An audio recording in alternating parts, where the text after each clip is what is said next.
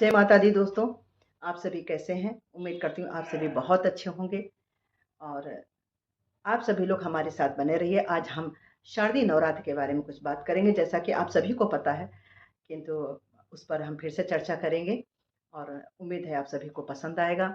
और पसंद आए तो प्लीज़ सभी लोग लाइक और कमेंट करिएगा। जो लोग मेरे यूट्यूब चैनल पर नए हैं तो प्लीज़ सब्सक्राइब करिए, लाइक करिए, कमेंट करिए।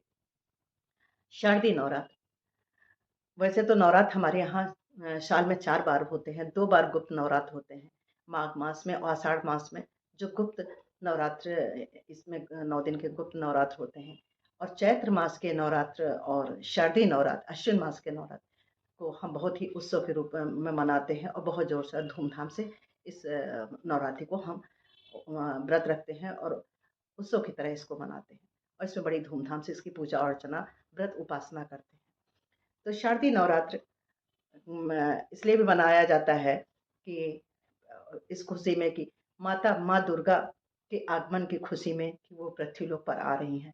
और दूसरा इसलिए कि अश्विन मास में माँ दुर्गा ने महिषासुर का वध किया था और जो बुराई पर अच्छाई का प्रतीक है और जिसमें हम 9 दिन माता के 9 रूपों की हम लोग पूजा अर्चना करते हैं और इसका नारी शक्ति का भी समृद्धि और उनके आत्मसम्मान का भी ये प्रतीक है कि उनको उनकी संस्कृति, उनकी समृद्धि को दर्शाता है कि हम लोग नारी की पूजा करते हैं।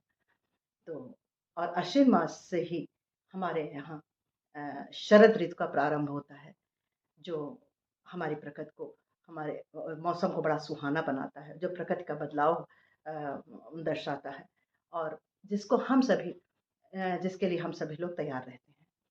और नवरात्र, इस बार शारदीय नवरात्र 22 सितंबर से 1 अक्टूबर तक है और इस दिन हम लोग माता के सभी रूपों की, अलग-अलग उनके आदिशक्ति के रूपों की पूजा अर्चना करेंगे। और इस बार 10 दिन के नवरात्र पड़ रहे हैं, जो बहुत ही शुभ है। कई सालों बाद इस बार 10 दिन के नवरात्रि पड़ रहे हैं। इस बार चतुर्थी तिथि 2 दिन मानी जाएगी। तो ये सब की जानकारी आपको शायद होगी भी, शायद ना भी हो।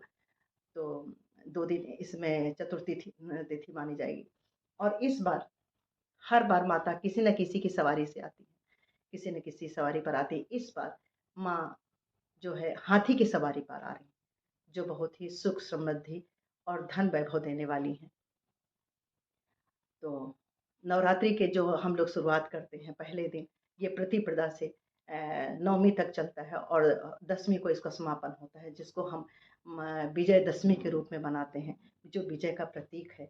माता दुर्गा के उसके स्वरूप की आखिरी दिन उसकी पूजा करके और विजयदशमी के रूप में हम उसको उसकी पूजा करते हैं। तो पहले दिन जो शुरुआत करते हैं उस दिन जब प्रतिपदा से पहले दिन हम लोग कलश स्थापना करते हैं, माँ दुर्गा का आवाहन करते हैं, उनकी सभी शक्तियों का आवाहन करते हैं और हम उसी दिन से हम लोग पूजा प्रारंभ करते हैं और व्रत उपवास रखते हैं। और हमारे यहाँ जौ बोने की प्रथा है। जौ बोना हमारे यहाँ जो ये धन धान्य और समृद्धि का प्रतीक है। और इस दिन हम लोग इस दिन से प्रतिपदा से नवमी तक हम व्रत रहते हैं और आखिरी दिन कन्याओं को भोजन कराकर, कन्याओं को बुलाकर उनका पूजन अर्चन कर कर, देवी के स्वरूप उनको मानकर, उनको उनको पूजन करके और उनको दान दक्षिणा देकर अपने घर से हम उनको विदा करते हैं और फिर से प्रार्थना करते हैं कि माँ हमारे हर साल ऐसे हमारे घर में आए विराजमान हो, हम सब लोग उनकी पूजा अर्चना करें, व्रत उपवास करें। तो इस तरीके से हम लोग जो है माँ दुर्गा की उपासना अर्चना हम लोग करते हैं। तो आप सभी को आने वाले इस जो नवरात्रि के, शारदीय नवरात्रि की हार्दिक शुभकामनाएँ। आप सभी लोग पूजा अर्चन करिएगा। जो महिलाएँ पूजा अर्चन नहीं व्रत नहीं रख सकती हैं, तो कम से कम माता रानी की पूजा करें, उनका कलश स्थापित करें। कलश स्थापन नहीं करते हैं, जो लोग नहीं करते हैं, फिर भी उनसे उनकी बैठ के पूजा अर्चना करें, दुर्गा सप्तशती पाठ करें, जो संभव हो सके उनके लिए करें। उनका अलग-अलग हर दिन माता का अलग भोग लगता है, तो उनका जैसा हो सके, जो अपनी सुख समृद्धि के अनुसार उनका भोग लगाइए और माता रानी आप सभी की इच्छाएँ पूर्ण करें और हम सब सुखी रहें और सबका सौभाग्य वर्धन हो और माँ सभी को, सभी बच्चों को, सभी को आशीर्वाद दें।